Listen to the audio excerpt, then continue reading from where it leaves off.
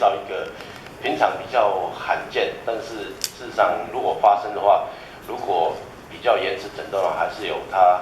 一些并发症跟高死亡率的一个疾病啊。那这个疾病可能平常在报章杂志上比较少看到，这个叫上肠系膜动脉症候群。那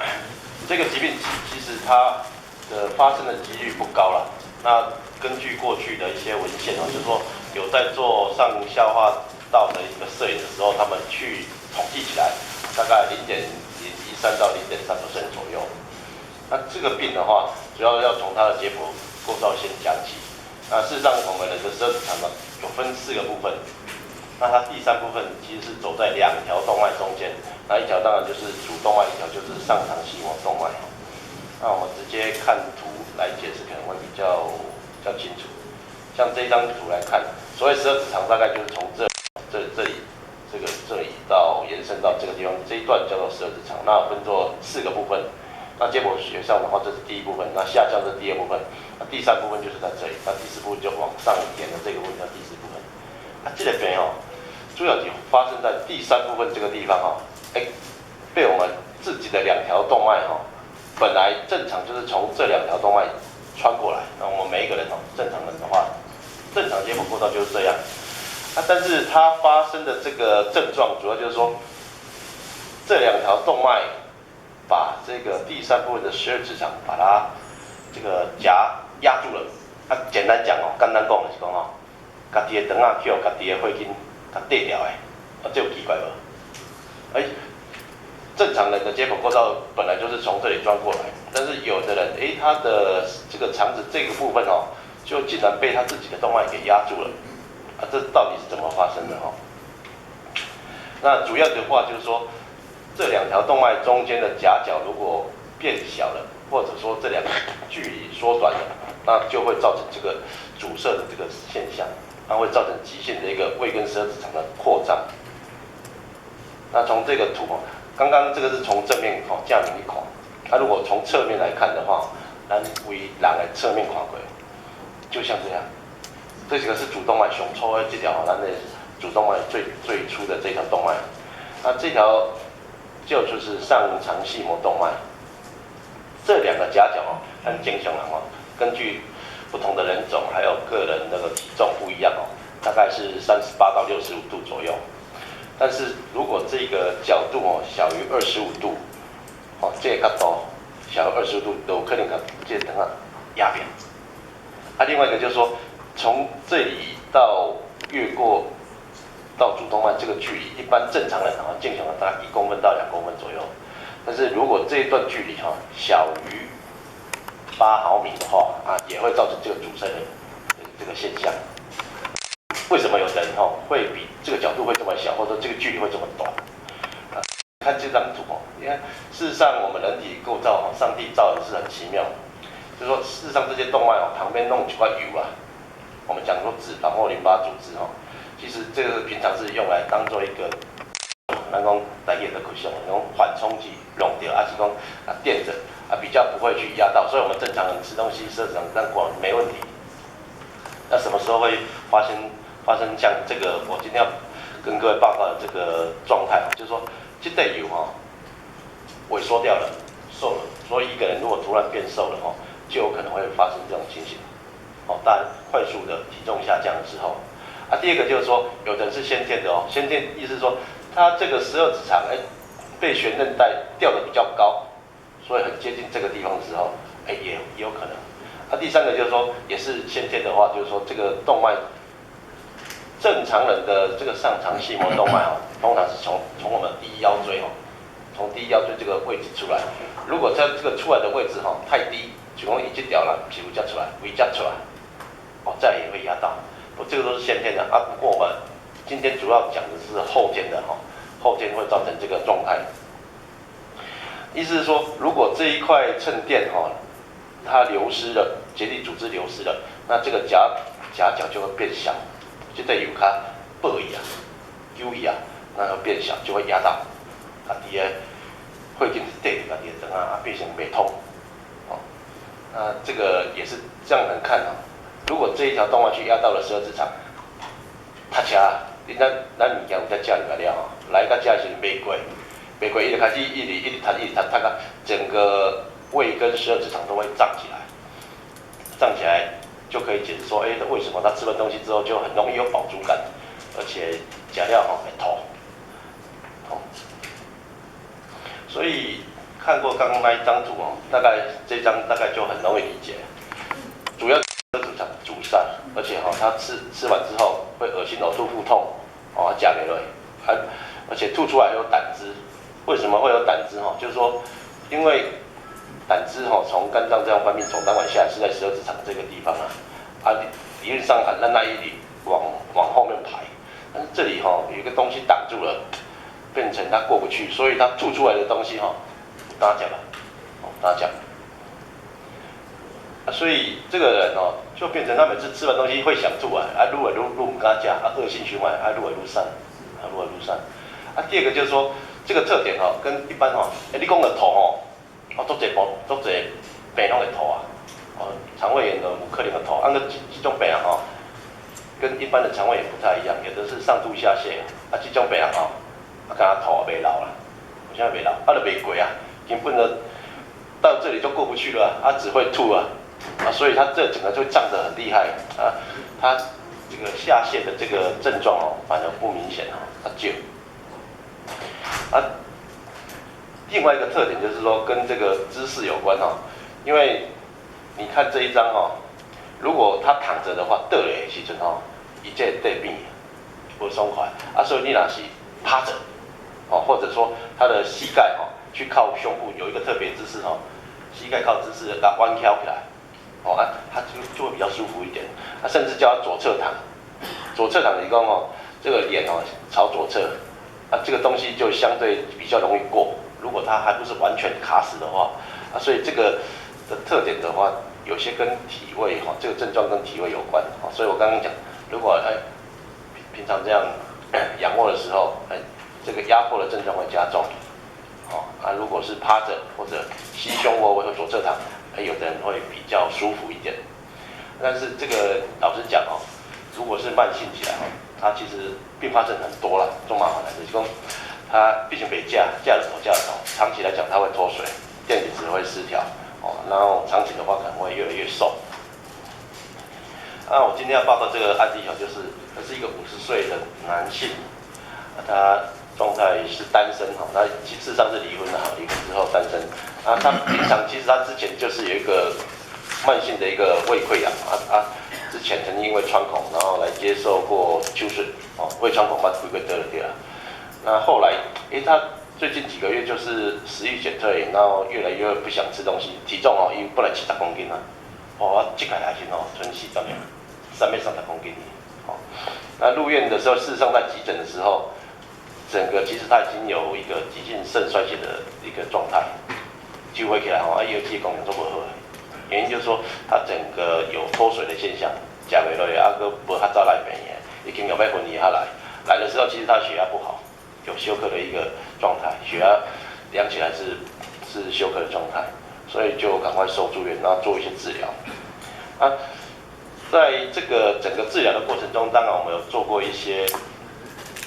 检查。那检查一做起来的话，等一下我会给各位看就做起来的话，其实它阻塞的地方就是刚好在12指肠的第3部分，它都要看那个洞所以收住院做当然这个这种病我们一开始就去开刀啦，一定大家都会先用保守性治疗内科的疗法希望能够缓解它这个症状如开刀当然是放在最后一步啦。如果内科的疗法还有保守性治疗都完全没有办法缓解的话最后只好接受手术来处理。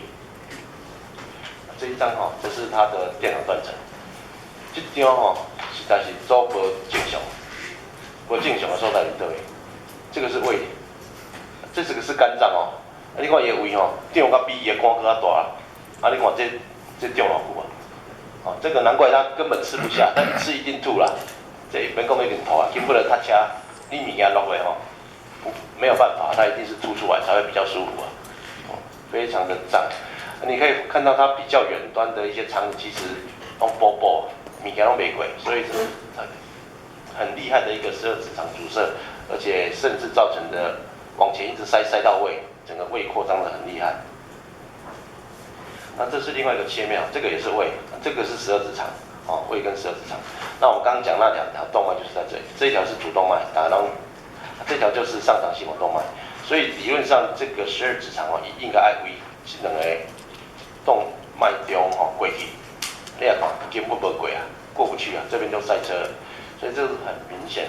它的阻塞的位置都在这里这2个第3部分的塌掉的所以像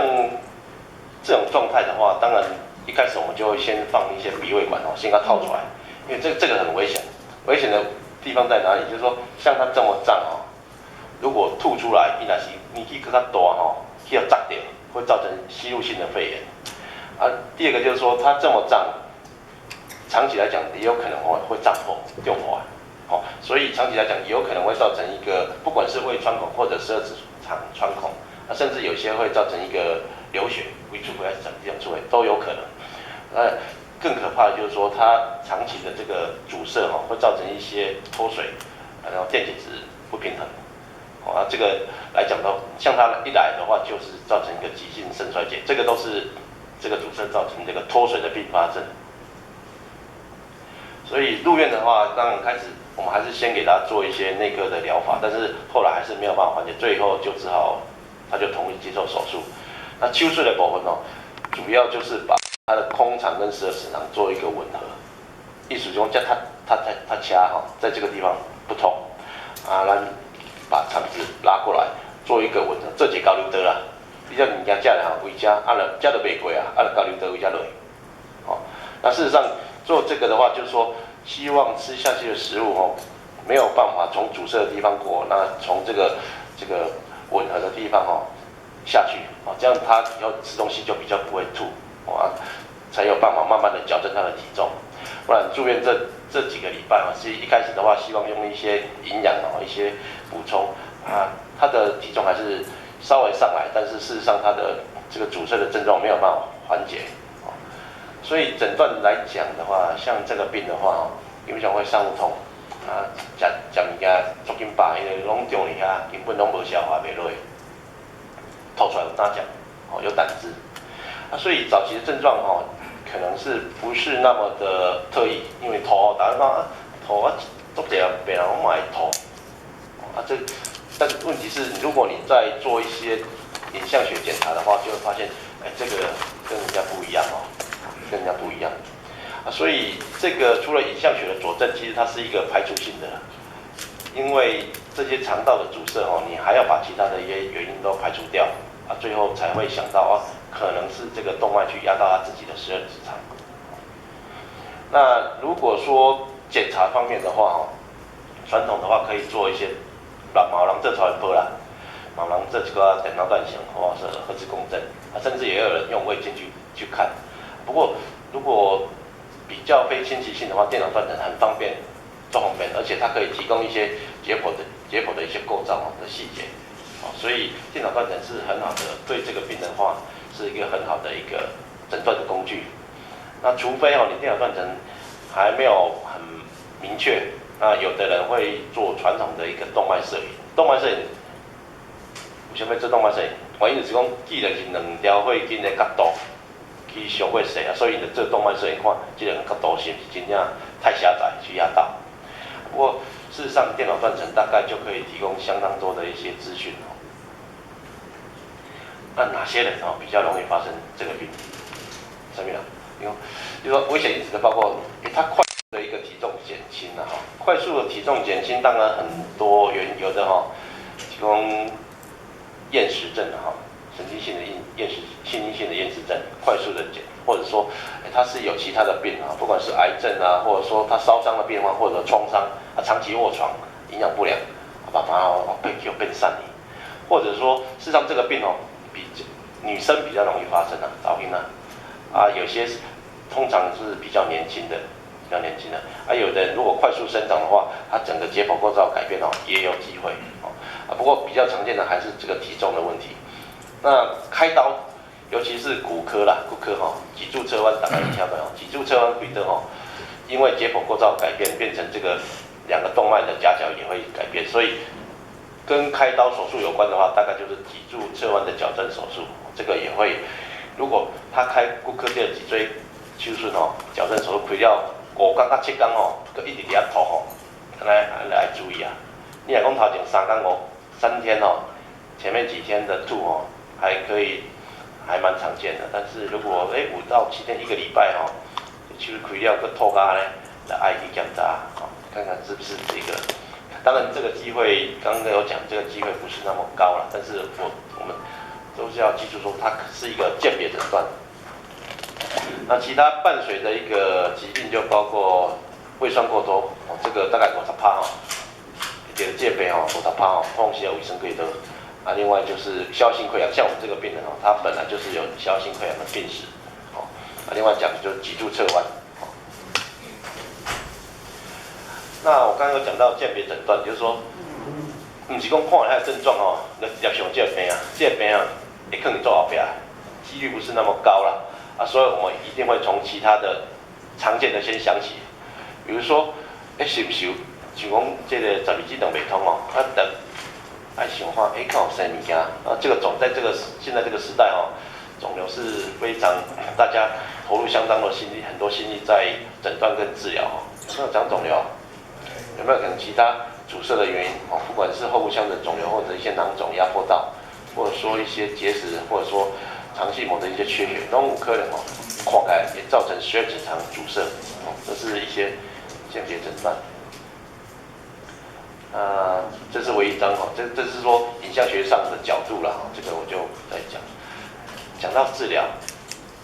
这个病是厉害的一个阻塞，所以一开始一定大家都会希望用保守性治疗给他放个鼻胃管，先把咱他下面先套出来，你不给他套出来，照危险，万一叫吐叫砸掉吸入性肺炎，有时候就要插管去加护病房那当然这些病人平常一定是没办法吃得很好，一点假都喝所以就要用一些营养针一些点滴补充，甚至把他的一些紊乱掉的一些电解质把它矫正回来。像这个病人，他如果没有办法缓解他的阻塞大概你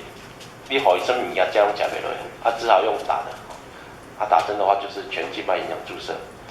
全静脉营养注射的目的除了营养补充，希望他变胖一点。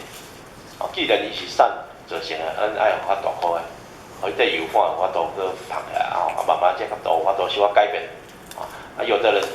的确可以借由内科开刀有人会好，有人好。但是如果是已经拖太久了，伤久伤过危险还是讲你这个内科的这内科疗法拢做过无效，后尾只好开刀像阮这个病人无法度，只好来开刀。所以手术的时机通常就是说用保守性疗法没有明显改善症状的时候，不得已最后就是只好开刀。那传统开刀有很多方式的就是袂痛的所在，足侪人因为外国人因足早就发现这个病所以有足侪方式会当处理。不过目前大概我们做这个术式是比较可以接受的。你看很容易理解，你叫他吃，所以就把肠给他吃。所以做一个交流道，这款物件接落了他吃物件拢会当行这条路，从这边吻合处，不要再经过这个阻塞的地方，你根本过不去他一定会从这边流过来。所以这最后一章就是说这个上肠系膜动脉症候群第一个机会不是那么高。但是如果遇到的话，这是我们一个很重要的一个鉴别诊断对于我们医生来讲的话，那当然这个病需要影像学来佐证你刚刚用症状可以去判断有时候不是那么容易但是哪些人可能会有让我们想到这个病第一个就是说他长期厌食，不管是心因性的还是神经性的，你讲一直无想要吃物件要节食有无或者说他是因为其他的疾病。长期卧床、营养不良、体重减轻，或者说他有开过一些脊柱侧弯的一些手术，那他有恶心呕吐、腹痛、感知性的呕吐，那我们才会想到是不是这个如果想到的话，当然就是要去证实它的这几款检查啊，所以早期诊断当然可以避免掉一些并发症啊，因为刚刚有讲这个死亡率文献报告3个里面会有1个会死掉，这个死亡率算高的，3个内底有1个翘的，万一就是讲你这已经中到爱是小满近段期它的并发症很多了，不管是你肺部的问题还是肠胃道的问题，那如果你越早治疗，才有机会用内科疗法可以省掉这个手术了。大概这是最后一张。